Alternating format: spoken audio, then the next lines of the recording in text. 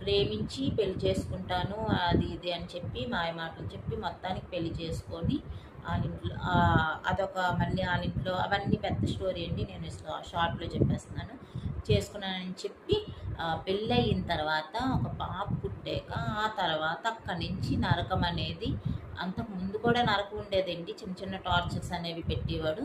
కానీ స్టార్టింగ్ కదా కొంచెం ఏదైనా ఇది ఉంటుంది కదా, నమ్మకం ప్రేమ అనేది కొంచెం ఆ విధంగా అడ్జస్ట్ అయ్యి ఉంది. తర్వాత ఏమొచ్చి బాబు పుట్టాక తనకి మాత్రమే టార్చర్ అనుకునే అమ్మాయి ఆ పిల్లల వరకు ఆ టార్చర్ వెళ్ళిందండి. ఆ చిన్న బాబుని 1.5 ఇయర్ బాబుని ఆ బాబుకి టాయిలెట్ ప్లేస్లో తన్నేసి ఆ బాబుని చీకటి కొట్టి లాంటి బాత్రూంలోనే వేసేసి లైట్లు ఆఫ్ చేసి లాక్ వేసేసి ఈవిని మళ్ళీ బెడ్రూమ్లోని మొత్తం ఎలా పడితే అలా వాడేసుకొని ఈ అమ్మాయికి లాక్ వేసేసి ఒక ఎలా